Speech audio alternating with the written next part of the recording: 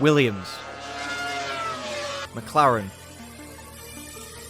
Ferrari.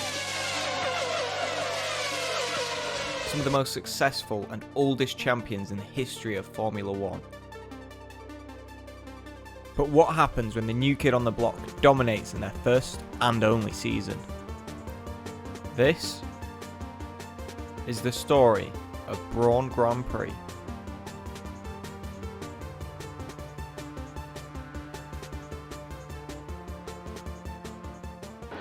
Brawn has roots in F1 royalty. Tyrrell, who sold their assets to British American Tobacco, who then went on to sell to Honda.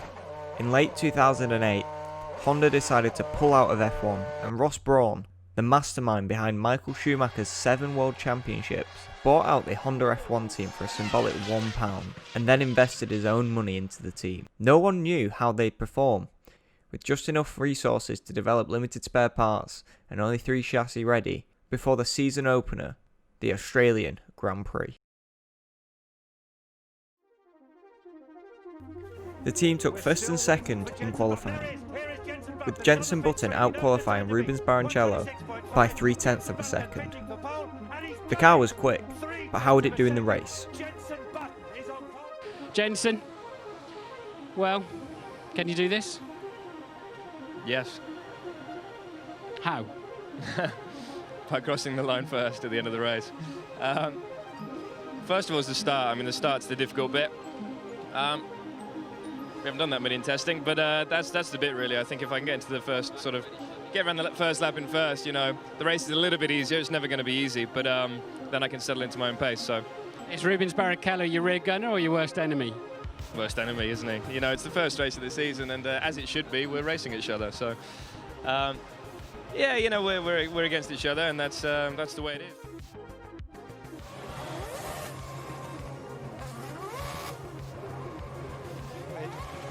For the first race of this new season, there's a man who's normally calmness personified. Ross Brawn watching, with Jenson Button in pole on the right-hand side as we look, Rubens Barrichello alongside, Vettel for Red Bull just behind. We're away in Melbourne for 2009, it's Jenson Button, an awful start there by Rubens Barrichello. Jenson Button streaks forward, Vettel's there as well, and there's all sorts of mayhem at the first corner, but Jenson Button is away, followed by Vettel, but Button is absolutely streaking clear. Where is Rubens Barrichello? Down in 7th place. And he'll just, he's braked early, he's braked very early, there's going to be contact there, surely. Oh yes there is, there goes Kubica, and there goes Vettel. That's the last thing they needed to do. Vettel's lost his front wing, and Jenson Button will be romping clear now. That's the last thing they needed. Problems, big problems. Oh, there's Vettel. And it's Kubica gone as well. Yeah, damaged right front, left front, and that's fallen off. So safety car will be instantly deployed. In their first outing, Brawn achieved a 1-2 finish. That had not happened since 1954 with Mercedes. Button led every lap of the race and scored their first decisive victory. They followed up this win with domination in Bahrain, Spain, Monaco and Turkey. But it wasn't all so easy. In Formula 1, strict regulations governed the overall design of the car. However, Honda realised a loophole regarding the diffuser at the rear end, allowing them to generate more downforce, which gave them an advantage at the start of the championship. It is believed that Honda were the first team to discover this loophole. This controversial design was protested by Ferrari, Renault and Red Bull, and it eventually became illegal following the 2010 season. Red Bull, McLaren and Ferrari caught up unpredictably in the second half. Sebastian Vettel and Rubens Barrichello were Jenson Button's main contenders over the season. As the championship grew to a close, Italy granted Brawn with their final 1-2 finish.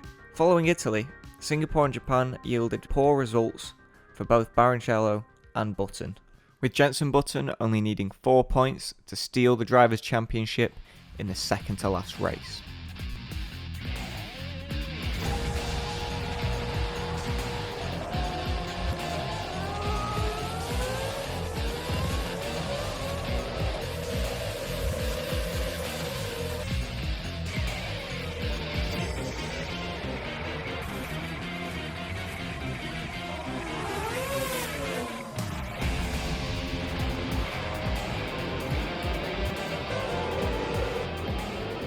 But none of that comes even close to what happened at the end.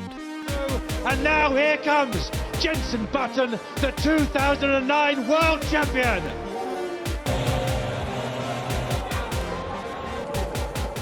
They'd done it.